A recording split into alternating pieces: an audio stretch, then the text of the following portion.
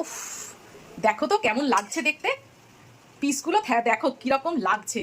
ওরে বাস, ঠাকুর বাড়ির এই রান্নাটা না, মানে সত্যি একবার যদি কারোর পাতে পড়ে, আমার তো মনে হয় সে প্রশংসা না করে থাকতেই পারবে না। জাস্ট কাতলা মাছের এই রকম পেটিগুলো নেওয়ার চেষ্টা করবে। এই যে চর্বিওয়ালা পেটিগুলো হয়তো তোমার ডায়েটে একটুখানি গন্ডগোল হবে, কিন্তু এই রেসিপিটাই কাতলা মাছের এই পিসগুলোই খেতে বেশি ভালো লাগবে।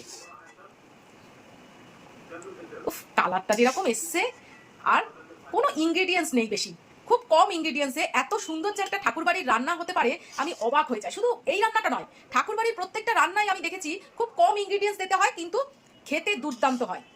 ব্যাস, এইবারে শুধু ওপর থেকে বেরেস্তাটা একটু ছড়িয়ে দেবো ডেকোরেশনের জন্য। দেখো তো কেমন লাগছে। শুধু প্লিজ প্লিজ একবার বানাতে বলবো। সব কিছু হাতের মুঠোয় পেয়ে যাবে, কোনো কিছু এক্সট্রা কিনে নিয়ে আসতে হবে না। দই থাকলেই ব্যাস, আর কিচ্ছু দরকার নেই। আর যাবতীয় যা যা জিনিস লেগেছে সেগুলো সব মনে হয় সবার বাড়িতেই আছে। প্লিজ একবার করে দেখো, আমার মনে হয় দুর্দান্ত লাগবে, দুর্দান্ত। চল, রেসিপিটা কেমন করে করলাম তোমাদের সঙ্গে আগে শেয়ার করি, না হলে শিখবে কি করে। প্রথমে কাতলা মাছের পেটিগুলোতে শুধু একটু নুন মাখিয়ে রেখে দিয়েছিলাম। আমি কিন্তু হলুদ মাখাইনি, আর এই মাছটাতে ভুল করে একটু হলুদ মাখিয়ে ফেলেছিলাম, কিন্তু আবার ধুয়ে ফেলেছি, কারণ এখানে আমার হলুদটা লাগবে না। এইবারে ম্যারিনেট করবার জন্য প্রথমে 1 চামচের মতো ধনে গুঁড়ো নেবো। খুব কম ইনগ্রেডিয়েন্টস লাগবে। এই 1 চামচের মতো ধনে গুঁড়ো নিলাম। 1 চামচের মতো লঙ্কা গুঁড়ো নেবো। আর তারপরে লাগবে দই। সেটা ওই মোটামুটি বড় চামচের 2 চামচ মতো নিলাম, কারণ আমার মাছ 4 পিস। মাছে নুন মাখিয়ে রেখে দিয়েছিলাম, তা সত্ত্বেও হালকা একটুখানি নুন দিলাম। আর নেব একটু বেরেস্তা। আমি এখানে মোটামুটি 3টে বড় সাইজের পেঁয়াজ বেরেস্তা করেছি। তার মধ্যে কিছুটা নিলাম ম্যারিনেটের জন্য, আর কিছুটা রেখে দিলাম একদম ডেকোরেশনের জন্য। এবার খুব ভালো করে এটা মেখে নেব। প্রথমেই বলি, আমি কিন্তু হলুদ এখানে ব্যবহার করছি না। চেষ্টা করবে কাতলা মাছের এরকম বড় বড় পেটি নিতে। এই যে কাতলা মাছের পেটিতে এরকম চর্বি মতো জাতীয় জিনিসটা থাকে না, ওটা খেতে বেশ ভালো লাগে। অন্য মাছে খুব একটা ভালো লাগবে না। এবার এটা খুব সুন্দর করে মাখিয়ে মোটামুটি 30 মিনিট ম্যারিনেট করে রেখে দেবো। 30 মিনিট আমার হয়ে গেছে। যে তেলটাতে আমি বেরেস্তা ভেজেছি, সেই তেলটার মধ্যে 2টো শুকনো লঙ্কা আর 2টো কাঁচা লঙ্কা ভাজতে দিয়ে দিয়েছিলাম। এইবারে ওর মধ্যেই আমি দিয়ে দেবো এই মাছগুলো। খুব সহজে কম সময়ে কিভাবে যে একটা রেসিপি তৈরি হতে পারে, সেটা সত্যি ঠাকুরবাড়ির রান্নাগুলো না দেখলে বোঝা যায় না। এই জন্যই কিন্তু আমার ঠাকুরবাড়ির রান্নাগুলো খেতে এত মজাদার লাগে। কারণ হচ্ছে খুব কম ইনগ্রেডিয়েন্টস লাগে, অথচ খুব তাড়াতাড়ি সহজে হয়ে যায়, আর খেতে তো দুর্দান্ত হয়, সে সবাই জানে।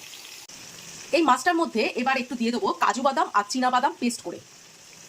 তোমরা শুধু কাজু বাদাম দিতে পারো, আমার কাজু বাদাম অল্প ছিল বলে কাজু বাদামের সঙ্গে একটু চীনা বাদামও দিয়ে দিয়েছি। এবার শুধু ঢাকা দেবো আর হতে থাকবে। 1 পিঠ হয়ে গেলে আর 1 পিঠ উল্টে দেবো। বেশি কড়া করে ভাজবো না, হালকা করেই ভাজবো, কারণ এর মধ্যে আর একটা ইনগ্রিডিয়েন্টস পড়বে। দেখো কালারটা কি এসছে, একদম মানে দেখেই মুগ্ধ হয়ে যাবে মানুষ। এপিঠ ওপিঠ দুপিঠ ভালো করে সুন্দর করে কষিয়ে নিয়েছি বা ভেজে নিয়েছি, যাই বলো না কেন। খুব বেশি ভাজিনি, কারণ এটা কড়া করে হবে না, হালকা হালকা ভাজা হবে। আর এর মধ্যে এবারে দিয়ে দেবো একটু দুধ। জল পড়বে না, দুধ দিয়েই এটা সিদ্ধ হবে। তাই জন্যই বলেছিলাম যে খুব বেশি ভাজতে নয়। রান্না যদি করতে করতে ভালো লাগে না দেখতে, তখনই মনে হয় যে না, এই রান্না আজকে জবরদস্ত হবেই। ব্যাস, বেশি দুধ দেবো না, হালকা দুধ দেবো, আমার 4 পিসে যতটুকু লাগবে। এবার এটাকে ঢাকা দিয়ে আবার একটু সিদ্ধ করতে দেবো। আমার না কিছু মুখে বলতে ইচ্ছা করছে না, শুধু মনে হচ্ছে তোমাদের শুধু কালারটা দেখাই। আর যদি স্বাদ গ্রহণ করাতে পারতাম তাহলে তো কথাই ছিল না। কি অপূর্ব একটা জিনিস যে হয়েছে, যে কি বলবো।